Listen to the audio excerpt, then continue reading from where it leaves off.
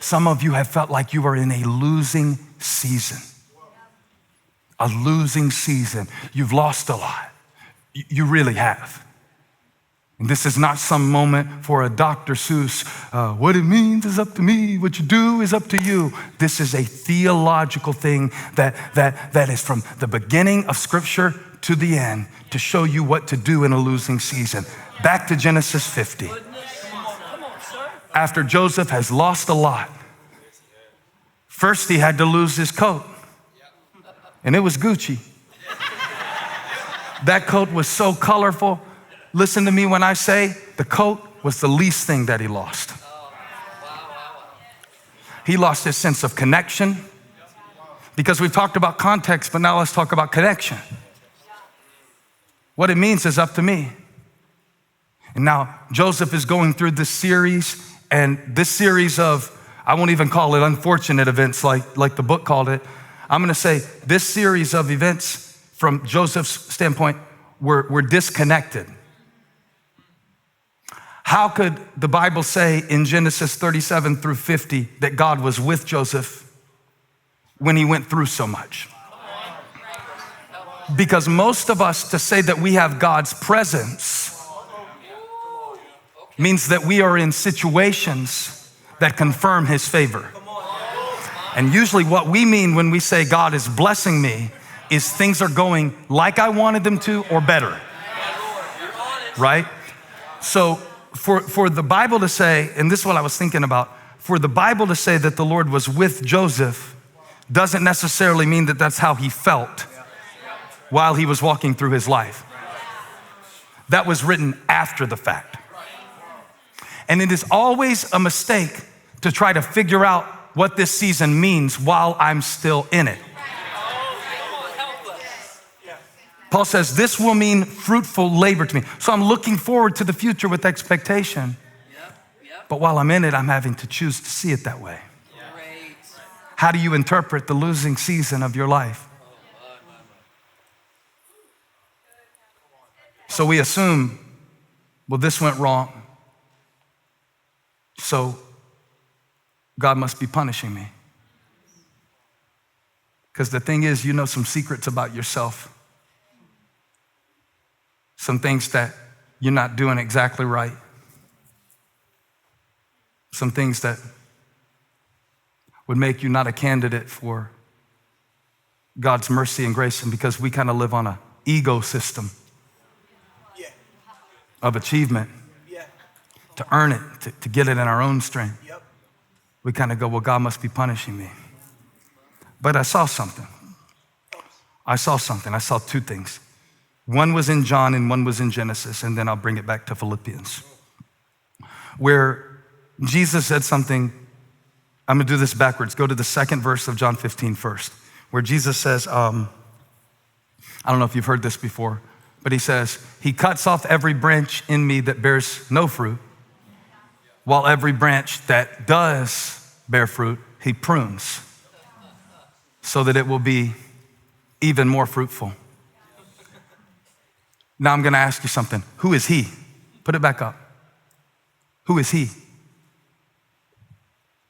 If you don't know the answer to that, you will misinterpret the pain in your life every time. Look at it again. He prunes. Who is he? We love to give credit to the devil.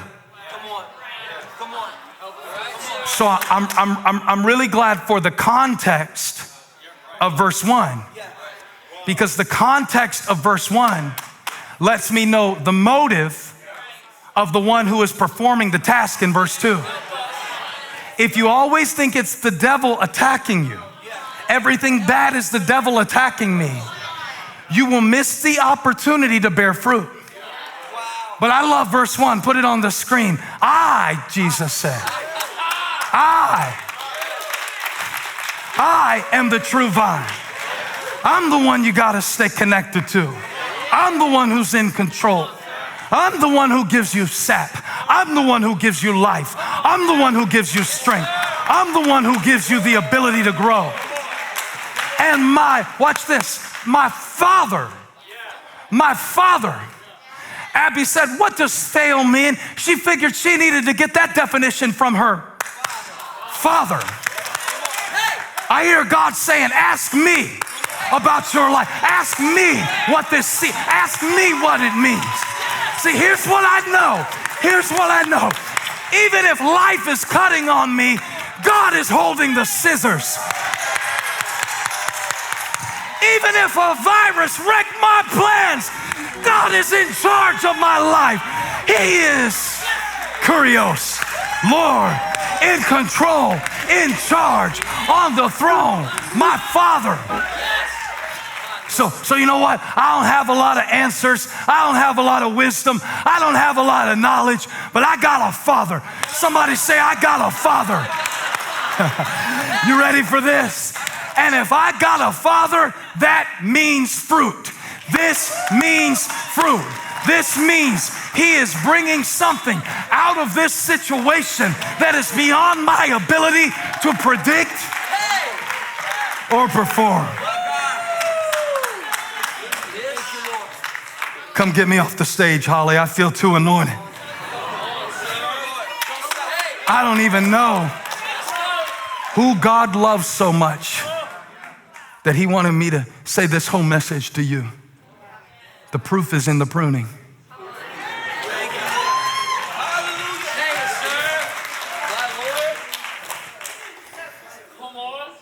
Oh, I'm hurting right now. That must mean that God is not with me. Oh, my kids are acting up. That must mean I'm a bad parent. You see how we do it? That must mean. Oh, that must mean they didn't call me. They must not love me. No, maybe they have a headache. We interpret these things all the time. We interpret our seasons. We interpret silence. I know I've told y'all the story before about our honeymoon. Not the whole story, this one part. When I took Holly on a cruise, and it was a princess cruise, which to me is I'm not doing an endorsement here, but to me was about the best I could do, right? And when we were on the second day of the cruise and she was so quiet, I got angry. I was like, this cruise isn't good enough for you? She's like, no. When I get happy and relaxed, I get quiet. I'm the exact opposite, right? So when I get relaxed and happy, I'm jumping on the bed. I mean, when I get happy, I'm annoying, I'm obnoxious, I'm ridiculous. I drive everybody in the family to want to go camping without me in the backyard. And when I get relaxed, but see how I interpret silence comes from how I understand myself. When the kids were real little, when they were quiet, let me tell you what that did not mean. That did not mean they were praying. That did not mean that they were napping. I learned with little kids, that quiet means chaos. Y'all hear me? Quiet means chaos with little kids. And I had to learn about God that just because I don't hear him saying much doesn't mean he isn't doing much.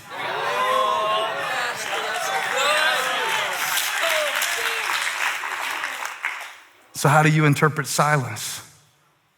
I told Holly, you too stuck up for this? This cruise isn't good? I wasn't mean like that, but that's what I'm thinking. It's the first time I've ever told her that I was thinking all that, right here in this holy moment with you. But you see this question, what does it matter? That's a big one. But what does it mean? You're always putting meaning on things, and you don't even know you're doing it. So if you're in a good state of mind, you're like, oh, a bird showed up on my door, and that made me think of Matthew 6, consider the sparrows. Right? If you're in a bad state of mind, same bird can show up. You know, I heard birds mean death in some cultures, you know. It's just you putting meaning on things. And I know that's kind of an extreme one or it's dumb or whatever. But the other day, I didn't tell you this, son. When me and Jet went to eat barbecue, and Jet's father, LaShawn, was a part of our church. April, Jet, and LaShawn moved here to be a part of the church, and we lost him last year. And it's been just over a year.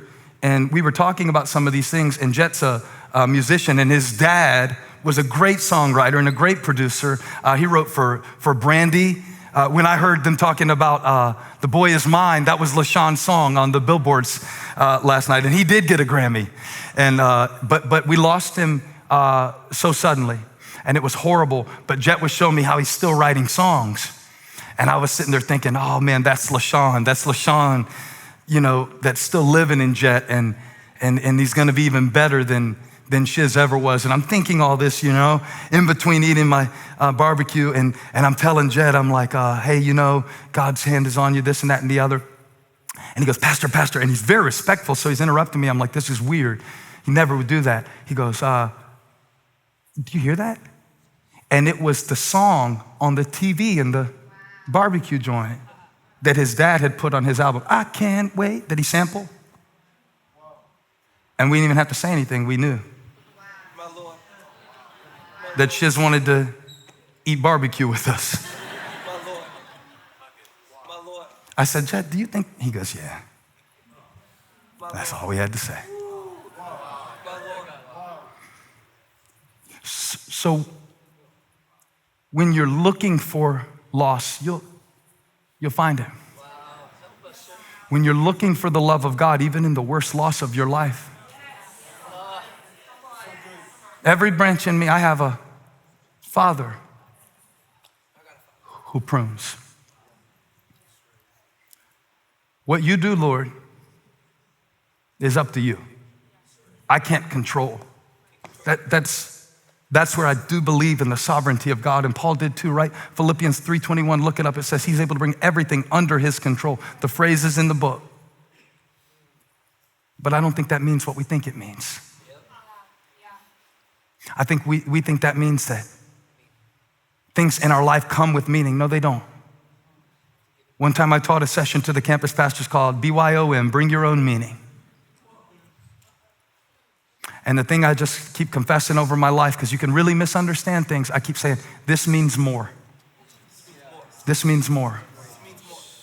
Even when something is going away, the proof of his love is in the pruning.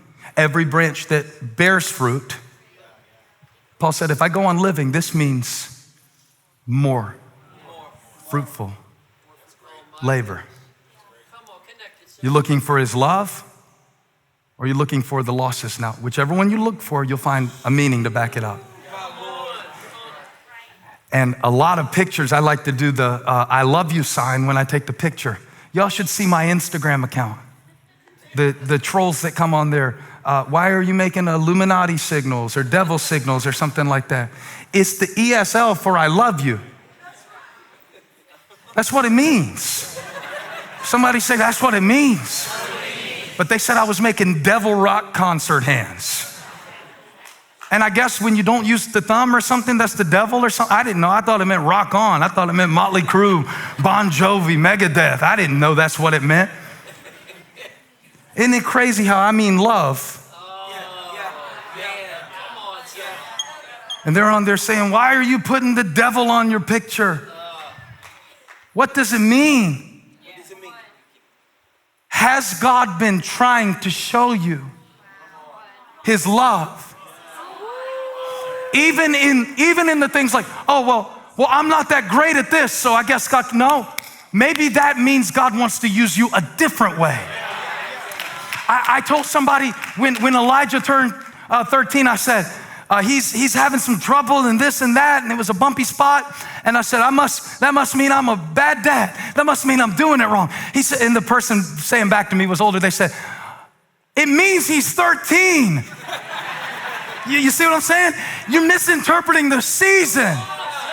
He's supposed to They said, listen, they said, if he didn't start making you mad, you would never let him leave the house. You gotta make you mad a little while, and then you love him again, and then you make you mad again. It means he's 13. It means you're growing. Yes, sir. Paul said it means God wanted to do something in this prison.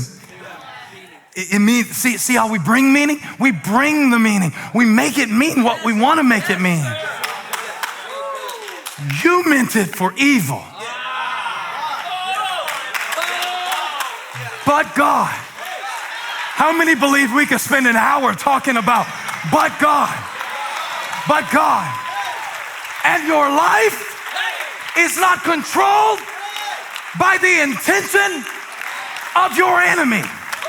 And your life is not limited to the scope of your circumstances.